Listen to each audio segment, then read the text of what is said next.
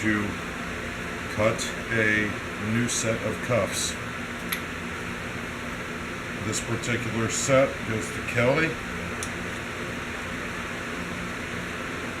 Pardon if you hear a lot of noise, it's because it's a little warm and I've got a fan going.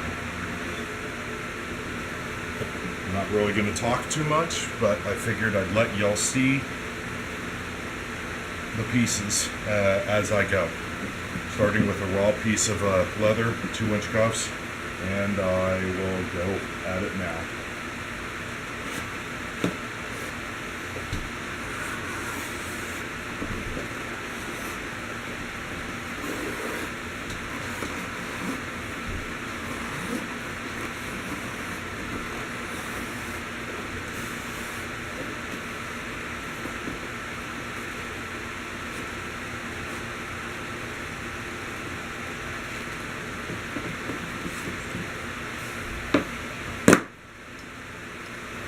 That's the 2-inch piece, base. And I'm going to go with a 1-inch piece on top.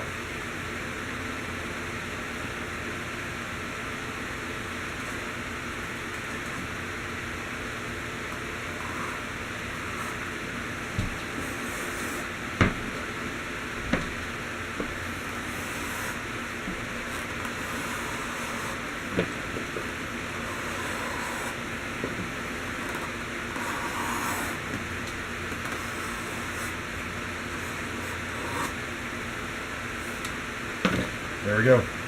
That's the leather for the cuffs. Straight off of what's left of a side.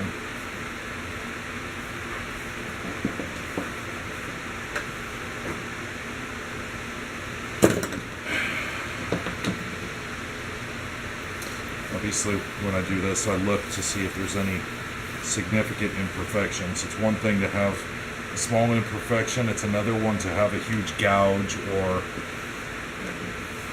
something on them. I don't see anything really horrible. It's this little piece. Alright. I drifted a little bit on this, so I'll start on this side.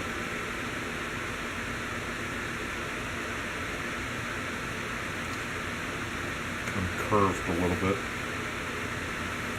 Alright, so do that. That's perfect. It's pretty simple how I do this.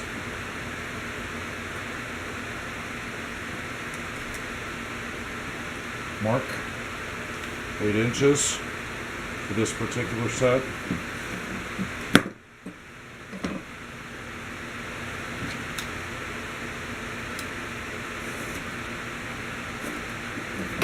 Scrap. And yes, I do use those scraps. I usually look to the scraps first to see if there's a piece that I can reuse. I already looked for this one, I didn't, plus I was going to do the video, so I decided to do something new. Alright. Cut this here. Because of that cut.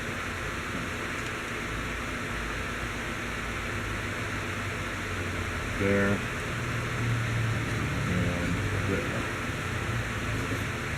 Normally I don't have to cut these pieces out, but every once in a while I do.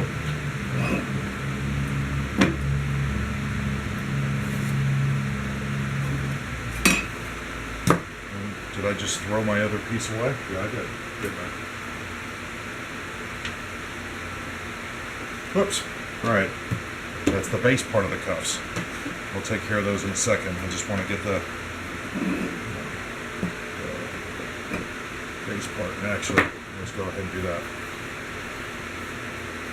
Bend it down a little bit. It's amazing what happens when you cut all the other garbage off and you suddenly see a base piece that looks nice. So I've evolved a bit. Now I use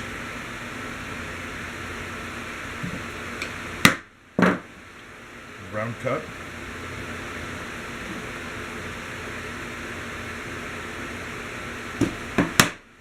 didn't used to do those, but this is a nice tool.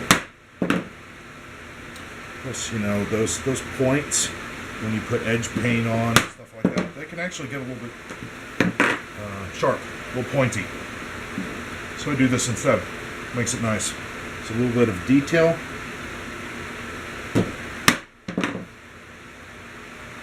And I guess adds a layer of comfort. You don't have those points sticking at you.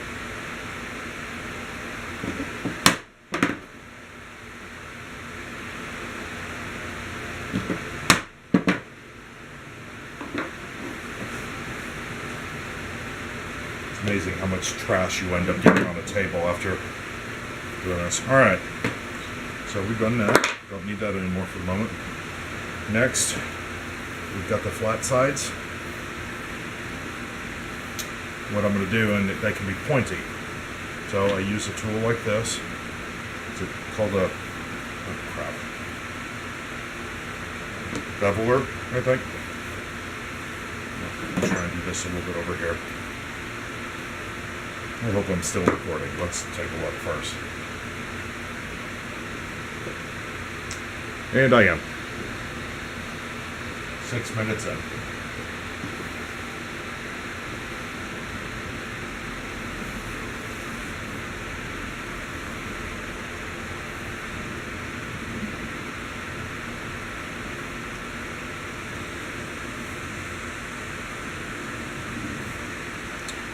Looks rough once I do both sides, and then I get real down and dirty. Looks a lot better. This is the first part of the edge. I do both sides.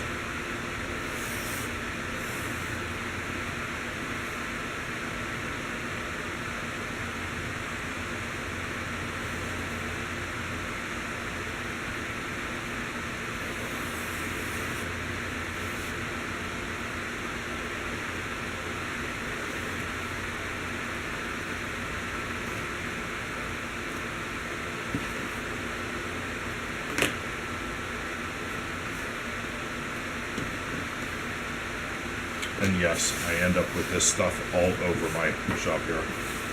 Usually I try to throw it away, but a lot of times it ends up on the ground. And I end up having to shop vac my entire shop.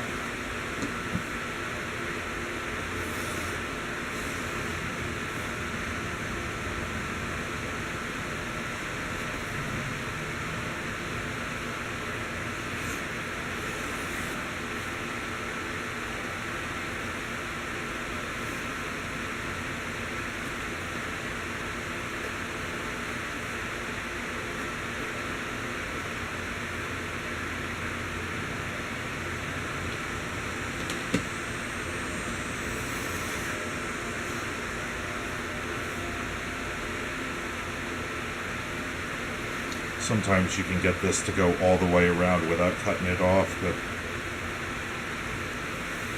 it gets tough. It's kind of like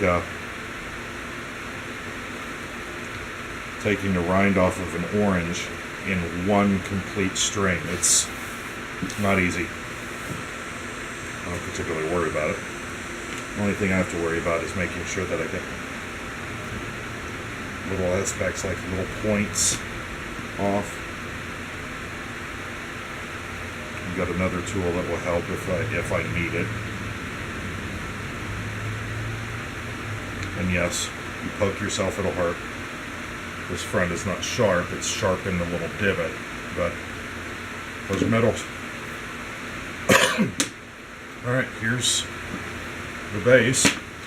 What I do next is I use this. I go back and forth just like this. Back, forth, back, forth, back, forth, back, forth, back, forth. Usually I do it first before I dye, and then I do it again afterwards.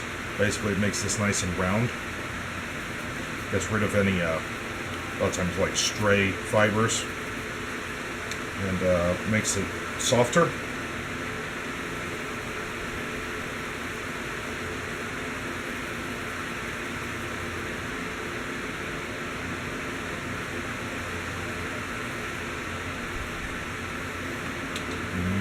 not be able to see it. I'm not sure.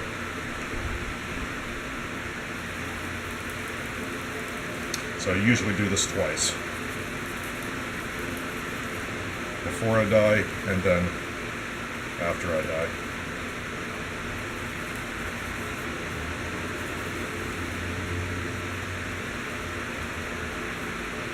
Usually right before I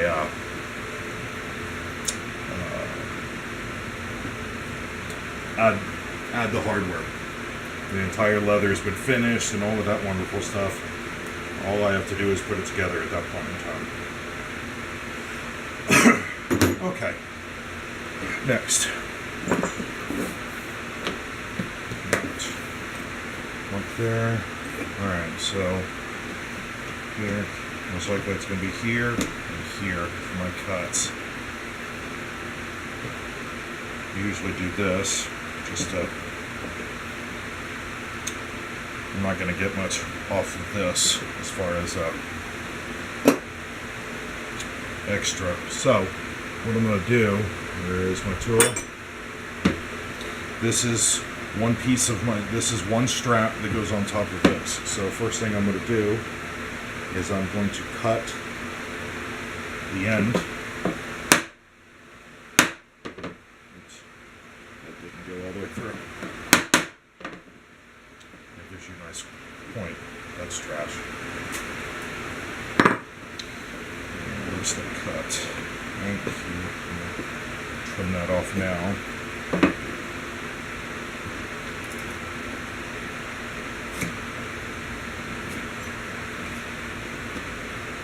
I'm not worrying about the length. It's longer than it needs to be at the moment.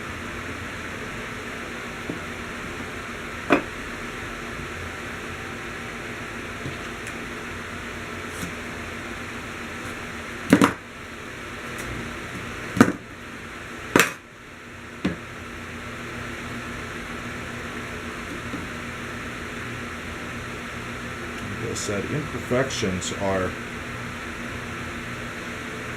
not necessarily a bad thing. It's the huge gouges where it makes the leather softer, or not softer, but weaker. Those are the ones where it gets to be a problem. What makes a huge difference is the antique dye. If you use that antique dye on leather with a lot of imperfections, it really comes through on these pieces. Okay, so we've got an 8-inch piece, 8-inch strap. I'm not even going to worry about trimming this off just yet. Alright, so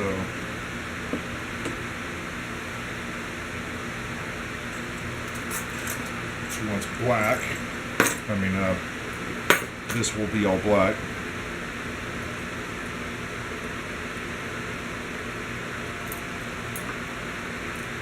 Just kind of showing you exactly how I end up doing this. So I'm going to cut right here.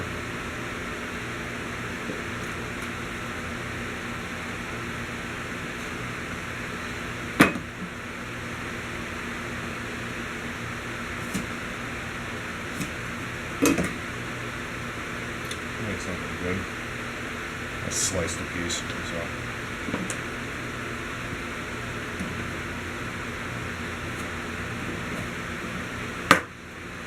Alright. Let's just match it up.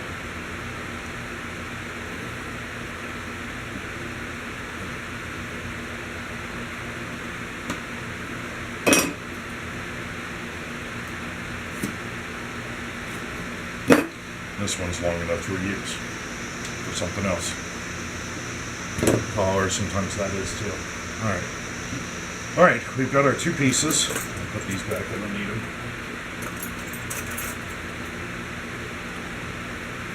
Those two. What I'm going to do here is I'm going to do the same thing. Corners.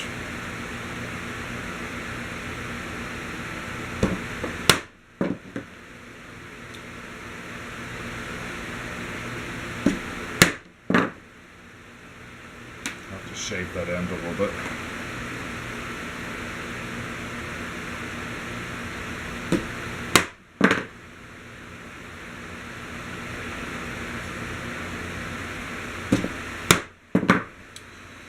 was recording the previous one that I did, I actually had music in the background and YouTube flagged it, and I was like, oh crap.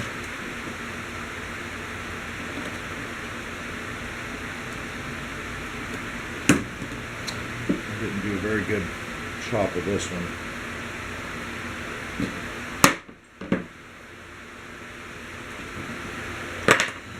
Yeah, so it got flagged, and I didn't want to deal with it. I just deleted it. It said I had DMCA violations. Digital Millennium Copyright Act, I believe. Alright.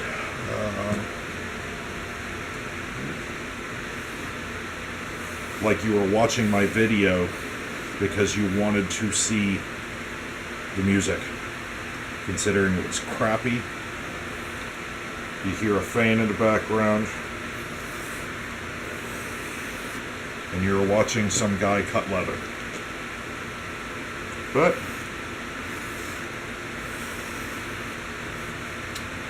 that's what happens.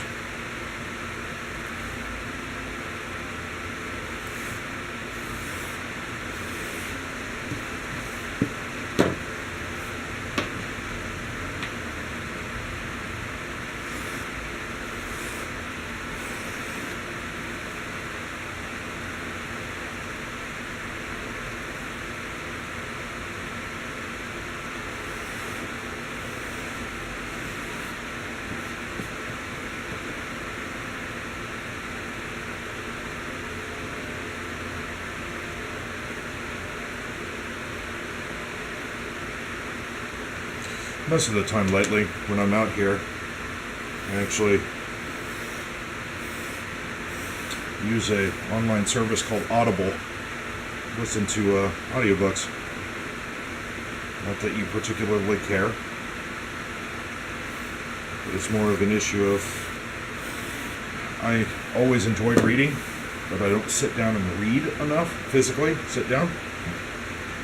So that was the way I got around it. So I carried my books with me everywhere I went. Got a Bluetooth speaker over there in the corner. And somebody... Oh. YouTube video someone uploaded.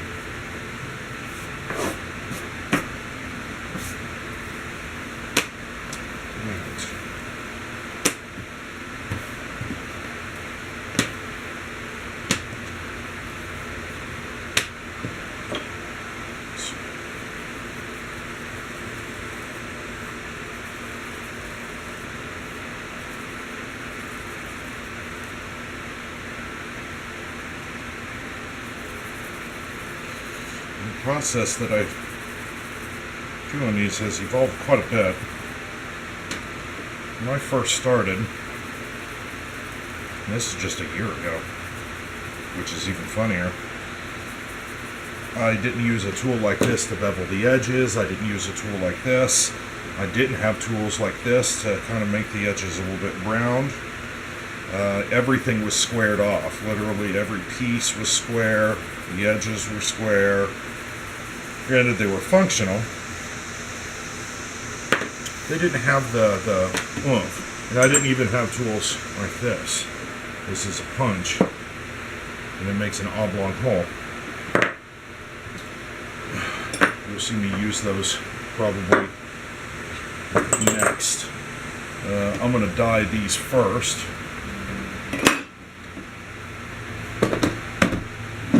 Move my stuff out of the way.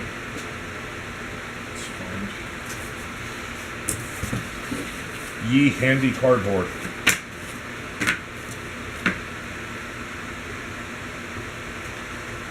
Die.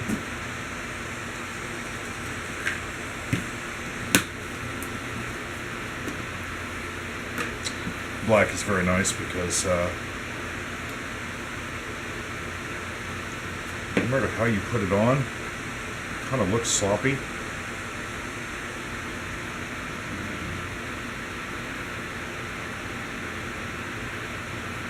But it generally evens out.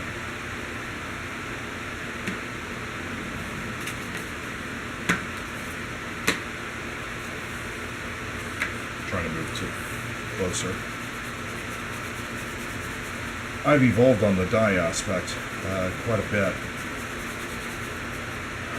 Originally, I was doing every color with these wool daubers, that I don't anymore. I only use, in some aspects, it depends on the, I guess, what I'm trying to get out of it. Black is by far the easiest. You can apply it as dark as you want, because it's black. But if you end up doing blue or green, the way dye works, the more you add, the darker it gets.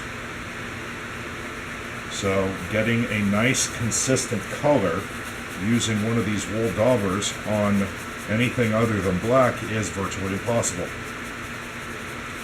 So I basically reserved this to things that I'm okay with getting an inconsistent color, or I end up using a sponge. I usually put it on there and pull down and basically wipe it on with one consistent stroke, maybe two, depending.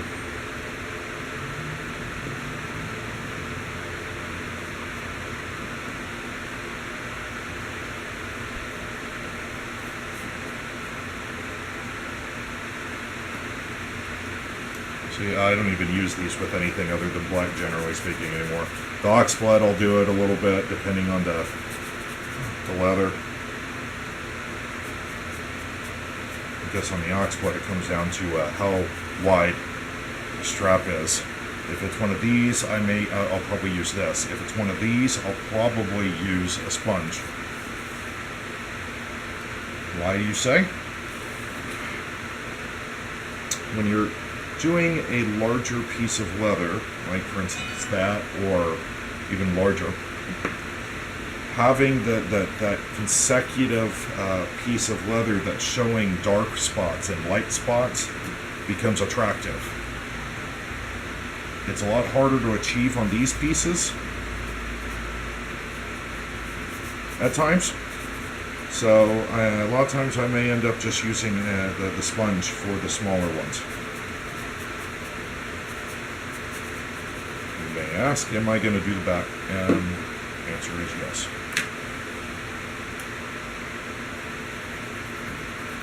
That takes a lot of filming.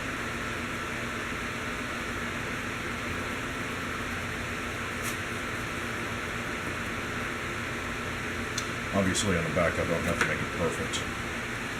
Usually what I do is I do one more coat on the front after I've done the back. Make sure it's good. That's done. It'll just dry.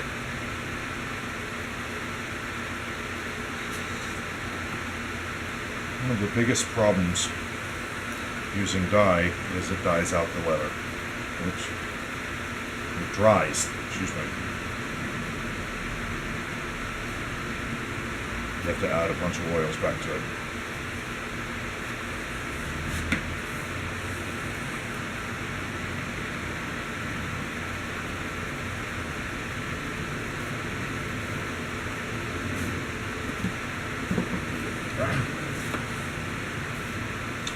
Painting myself.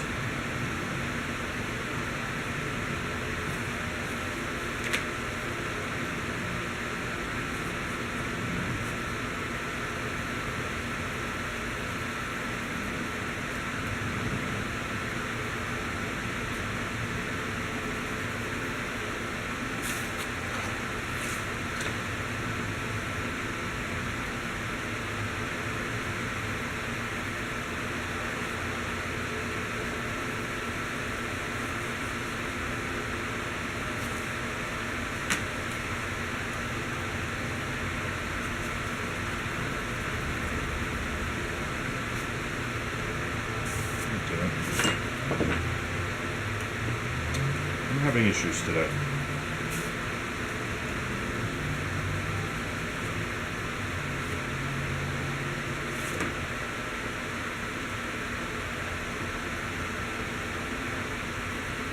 I used to wear gloves all the time when doing this. I don't even bother anymore. Alright, that ends chapter 1. Pieces are dyed. They're cut. The only thing I haven't done is done the holes, one for the lock that pokes through for the little buckle piece, and then the smaller one for the pieces where the buckle goes through in the ends. I'm going to do that later. I wanted to show you this first. Alright, well, have fun. When I record the next step, it will probably be a day later.